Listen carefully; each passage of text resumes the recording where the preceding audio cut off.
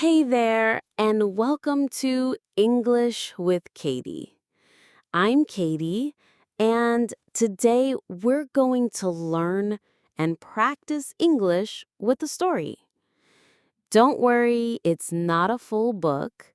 This is a simplified and summarized version, short enough for learners, but detailed enough to feel like a real adventure. The story we'll explore today is about Robin Hood, one of the most famous legends of England. Here's the plan. First, I'll tell you the story slowly using simple English.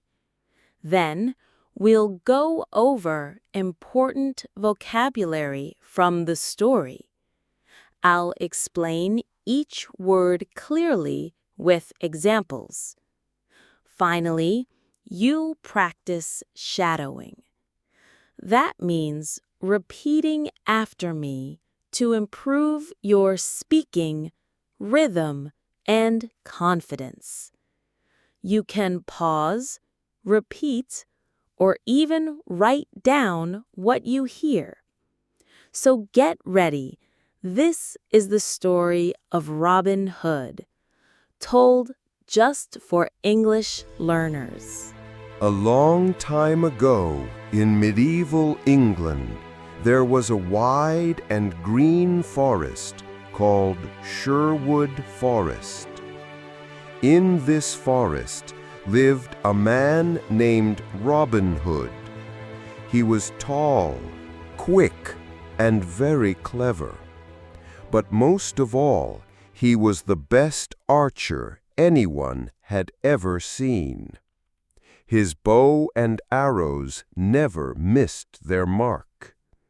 People said he could split one arrow with another, even from far away. But Robin Hood was not just a great fighter. He was also brave and kind. During that time, poor villagers suffered under cruel rulers. The Sheriff of Nottingham, a greedy and powerful man, demanded heavy taxes from the people. Families had no food to eat, but the sheriff grew richer every day.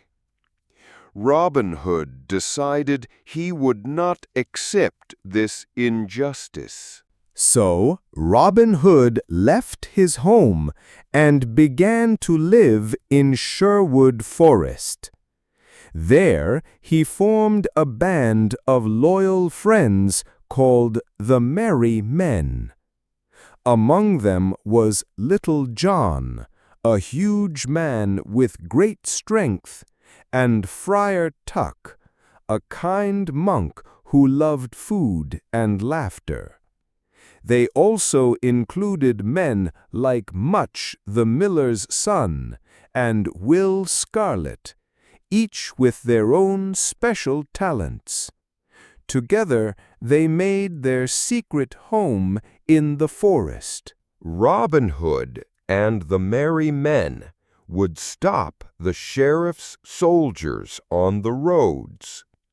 They took money from the rich and gave it back to the poor. Because of this, the villagers loved Robin Hood and saw him as their hero. But the sheriff hated him and called him an outlaw. One day, the sheriff organized a great archery contest. The prize was a golden arrow. But the real reason for the contest was a trap. The sheriff believed that Robin Hood, famous for his archery, would not resist joining. If Robin appeared, the sheriff would catch him. Robin Hood was clever. He disguised himself as a poor farmer and entered the contest. he shot his arrow straight into the target and then split his own arrow with another. The crowd cheered loudly. Robin had won. The sheriff was furious, but Robin escaped back to the forest with his merry men. Robin Hood was not only admired for his skill, but also for his love of Lady Marian, a noble woman with a kind heart. Lady Marian believed in Robin's cause. She helped him with secret messages and encouraged him to continue fighting for justice. Together, they dreamed of a time when fairness and peace would return to the land. The sheriff grew more and more desperate.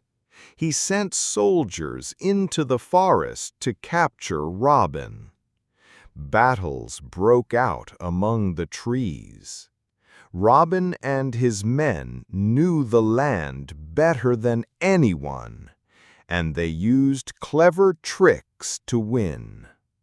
Sometimes they hid in the trees. Other times they surprised the sheriff's men at night.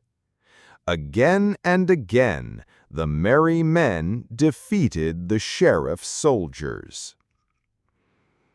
But Robin's greatest battles were not only with swords and arrows. They were about hope, trust, and justice. He taught his men that their fight was not just for treasure, but for the poor, for fairness, and for the chance to live freely.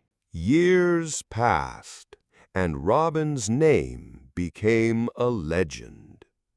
Villagers told stories about his bravery around their fires. Children pretended to shoot arrows and said they wanted to be like Robin Hood. The sheriff could never truly defeat him.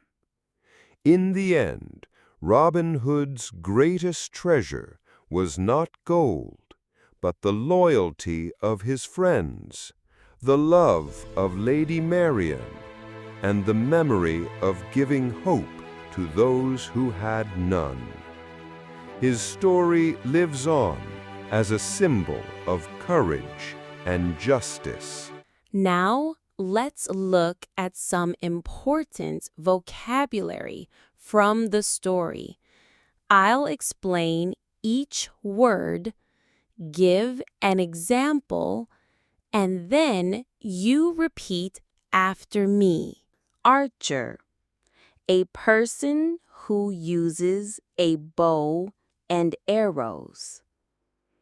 Example: Robin Hood was the best archer in the land. Repeat: best archer in the land. Forest, a large area filled with trees. Example: he lived in Sherwood Forest. Repeat: Sherwood Forest. Sheriff, a ruler or officer of the law in a region.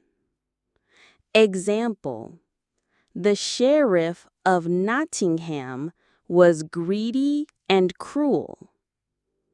Repeat: Sheriff of Nottingham. Taxes, money taken from people by rulers or the government. Example: the poor villagers paid heavy taxes. Repeat: heavy taxes. Merry men, Robin Hood's group of loyal followers. Example: the merry men lived in the forest with Robin. Repeat: the merry men. Archery contest: a competition for shooting arrows. Example: Robin won the archery contest easily. Repeat: archery contest. Great! Now it's time for shadowing practice. I'll read short sentences. Repeat them with me immediately. Don't translate, just copy the rhythm and voice. Robin Hood lived in Sherwood Forest. He was a brave archer.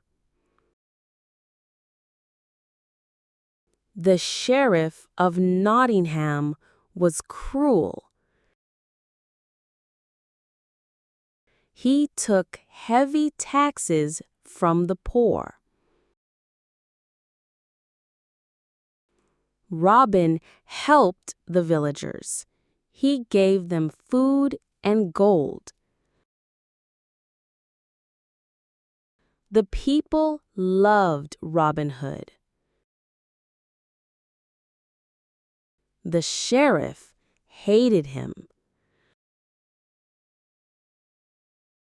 Robin wore a disguise at the contest. He won the golden arrow. The sheriff was furious. Lady Marian trusted Robin. The merry men fought in the forest. They defeated the sheriff's soldiers. Robin Hood became a legend of justice. Well done, my friends! Today you listened to the story of Robin Hood, learned useful vocabulary, and practiced shadowing to improve your pronunciation and confidence. Remember, stories are one of the best ways to practice English because they train your listening, give you new words, and make learning fun. Repeat this lesson often. Each time you listen and speak, your English grows stronger. I'm Katie, and this is English with Katie. Until next time, keep listening, keep practicing, and keep believing in yourself. Bye for now.